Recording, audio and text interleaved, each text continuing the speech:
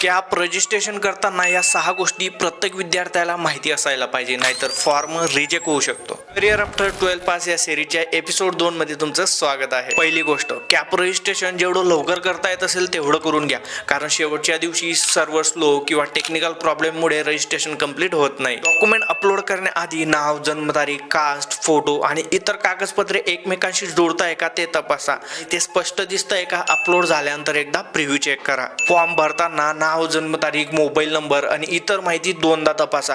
Spelling mistake होणार नाही याची काळजी घ्या. फायनल सबमिट करण्यापूर्वी संपूर्ण फॉर्म एकदा शांतपणे वाचा. पुढे चूक झाली असेल तर त्याला लगेच एडिट करा. फॉर्म सबमिट झाल्यानंतर त्याची PDF डाउनलोड करून सेव्ह करून ठेवा. ऍडमिशनच्या वेळेस गरज पडू शकते. Merit list, option form, cap round यांच्या तारखा मिस होणार नाहीत याची काळजी घ्या.